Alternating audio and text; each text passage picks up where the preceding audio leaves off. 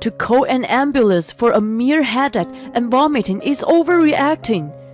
If you are so worried, why don't you just come home and take care of her? I mean, isn't that your job?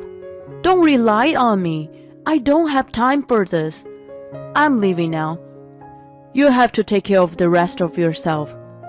While my daughter cried and crouched in pain, my husband left the house. She had always been healthy and never had any serious illnesses. How was it an overreaction when such a daughter was suffering? It was clear that he was not concerned about her at all. I was out working at the time, but fearing for her life. I immediately returned home and called an ambulance myself. If I had been there for her from the beginning, she didn't need to suffer so much. As I held her hand, I cried from frustration and blamed myself. 5 days later, when my husband finally called me, I quietly told him, "I'm in the middle of our daughter's funeral. I'm Stacy, 45 years old. I work part-time and do my best to take care of the house and raise my daughter. I met my husband through a matchmaker. When I was single, I had a full-time job in a field that was dominated by females. It was difficult for me to meet someone at or through work. I had always had a strong desire to get married and didn't want to wait until I was older. I decided to go to a matchmaking service and was introduced to my husband, Wayne. He was a meticulous person who did things very carefully. On the other hand, I was more laid back, so at first I thought we were two opposites and incompatible. As we got to know more about each other, we came to respect our differences. We were so in love that it was hard to believe we met through a matchmaker. I was grateful for my luck fate. When we got married, Wayne only wore the ring during the ring exchange as he was allergic to it.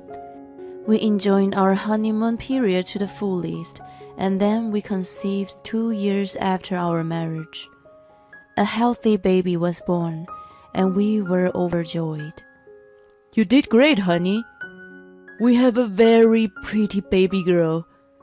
"Thanks, hon. She's adorable. Let's do our best to raise her with lots of love." He was totally head over heels for our daughter, Mia, even more than I was. He even used her birth weight for the license plate number and passwords. Seeing him like that filled me with the warmth of love, and I believe we will continue to live happily ever after. As the months passed and around the time Mia entered high school, Wayne suddenly started working overtime a lot. "I'm in charge of a new project now. I'll be home late today, so don't wait for me. In the worst case, I have to stay overnight at the office." "I understand. It's really tough every day, isn't it? I'm grateful that you're working hard, but don't overdo it.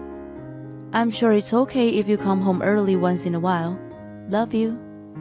I was proud of him for climbing the ladder at work. However, he seems to be overworked to the point of locking himself in the study on his days off. I understood that he was exhausted and needed some time alone. There were hardly any interactions with his family, which created a gloomy atmosphere in the house. Mia had always been a daddy's girl since she was little. "Dad's been locked in his study a lot lately. I understand that he's busy, but I want to hang out with him like we used to," she lamented with me. I knew I had to do something for her and suggested to Wayne, "Hey, honey, why don't we go out for dinner this coming weekend for the first time in a while?" I was taken aback by his unexpected response. "You're gonna be kidding, right? You know I'm exhausted. Is this harassment? Why can't you just let me relax on my day off?" He suddenly lashed out at me. "You don't have to get mad at me.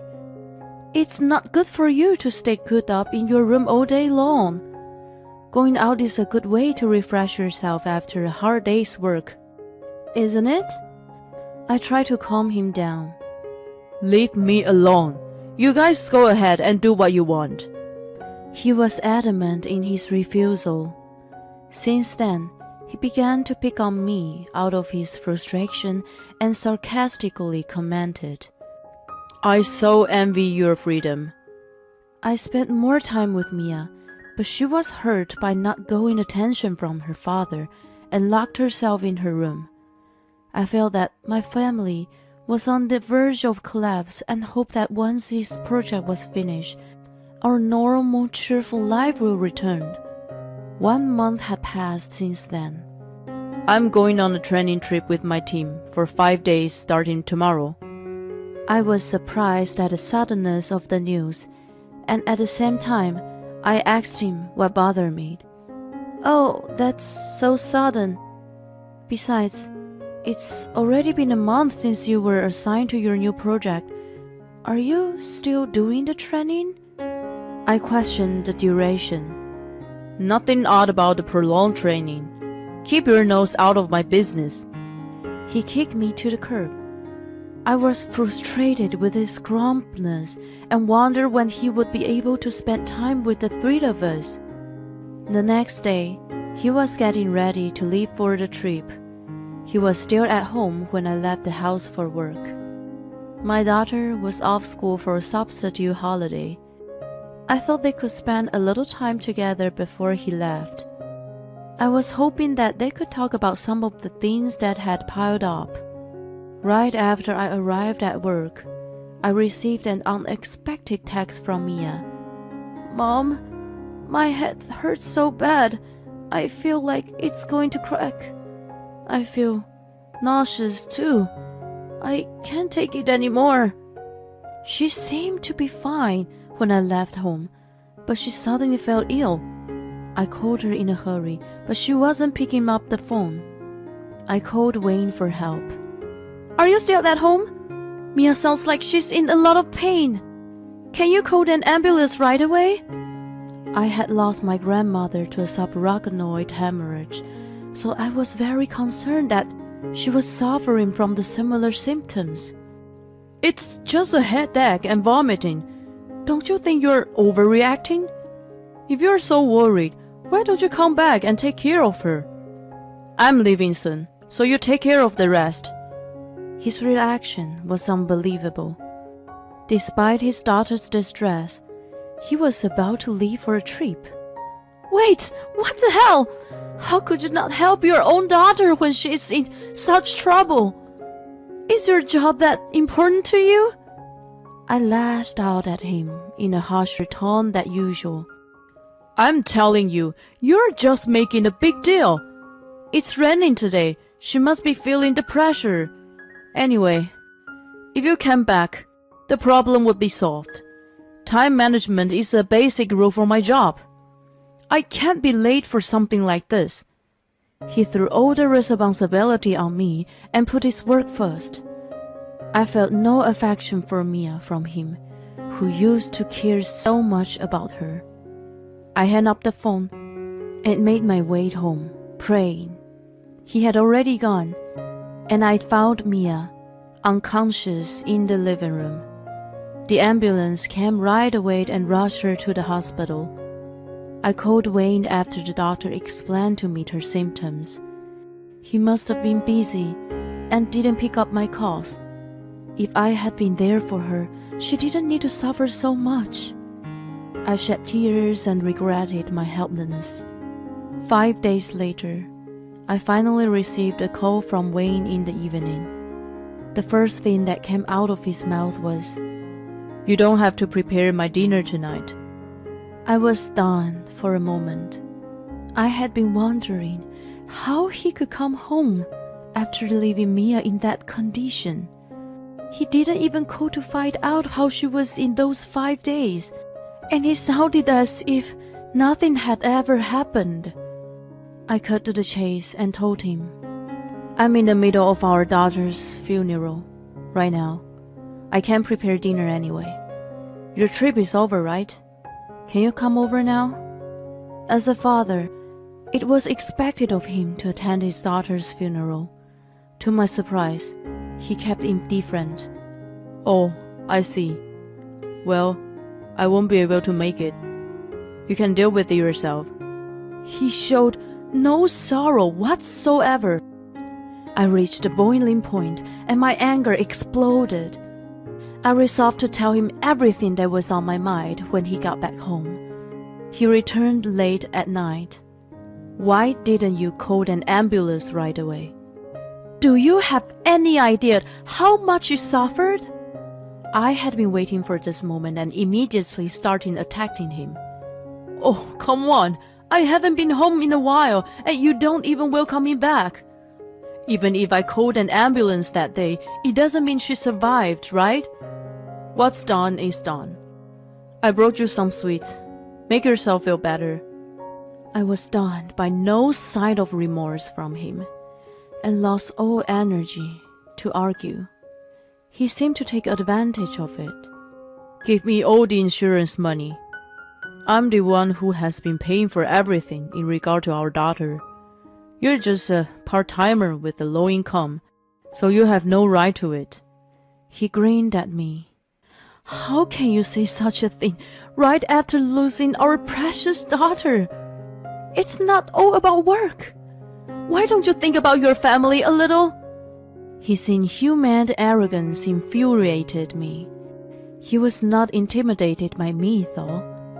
It's your responsibility to take care of daughter's health. It's your fault for not fulfilling your duty. It's a false accusation to say that she died because of me. He snapped back at me. I knew that arguing with him would get me nowhere. I produced an image that caused tremendous stress for Mia. You hurt her and put her under stress to the point of destroying her health. Don't tell me you know nothing about this. I showed it to him on Mia's phone. It was a picture of him shopping with a young woman, arm in arm like a couple. On the day he left for the trip, Mia took the opportunity of being alone with him. She showed him the image she had taken and asked him about the affair. She also recorded the conversation. He flipped out knowing it would be a huge problem if I found out. How dare you! If you tell your mother about this, I'll make sure you will regret it. He threatened her. She told me all of this despite suffering in the hospital bed. That's been having an affair with a young woman behind our back. It was so unbelievable, and the shock and the stress were too much. I started getting headaches and nausea. He used to love me and cared for me, but I can't take it anymore. Mom, please, will you leave him? I demanded a divorce in response to Mia's request. Wayne looked at me, unfazed, saying it wasn't enough to prove his affair. Then, how about these? I threw printouts of the correspondence between him and his adulteress as conclusive evidence. You can't be serious. You got into my computer without my permission. I never told you my password. His expression changed drastically, and he was agitated. I took a liberty. You used Mia's birth weight as your car plate and PIN, didn't you? I thought you might have done the same with your password. Sure enough, I was right. When I looked at his emails and the messaging app on the computer, I found more than enough evidence. He lied to me and Mia that he was busy at work, but in truth, he had been almost cohabiting with the adulteress. The training trip he said he was going on with his team was just a trip with his adulteress using his paid leave. It's an invasion of privacy to go into someone's computer without their permission. He put up a desperate fight, but I relentlessly pursued him. It's wrong to keep things hidden from your family, don't you think?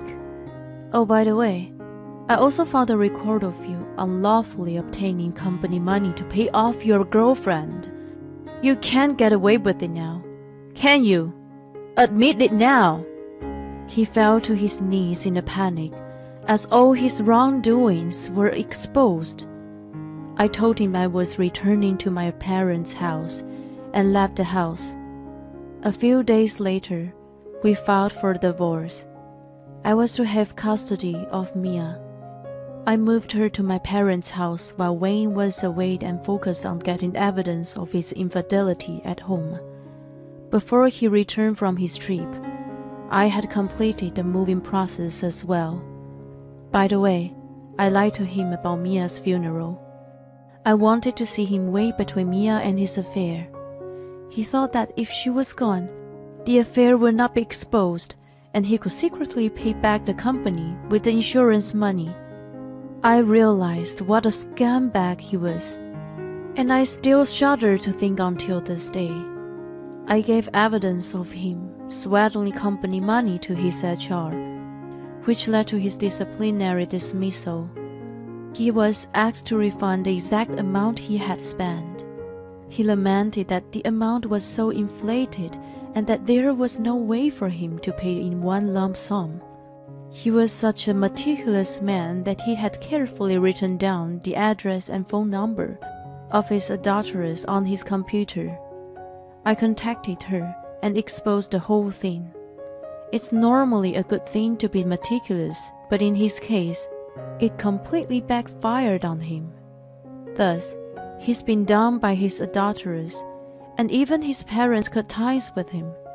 He's been living lonely and working hard to pay the alimony, child support, and refunds to his ex-company. I've been told that he was so anxious about stealing money from work, so he was taking his stress out on me. "I'm really sorry. I only gave in to stupid temptation." He apologized and tried to get me back with him. It's way too late, and I refused to forgive him. After being subjected to immense stress every day, Mia, who used to be a daddy's girl, says, "I never want to see him again." She's been receiving the support of my parents and me, and positive advice from a friend in a similar situation. She's getting her normal self back. "Are you sure you're happy that we got divorced as you wanted?" "Of course. A father I don't care about is nothing but a nuisance. I'm very happy to realize how deeply you cared about me. Thank you for being there for me, Mom. I love you."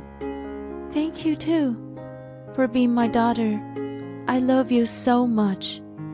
We held each other tightly in tears, realizing once again the importance of each other. We're taking the first step toward a brighter future together.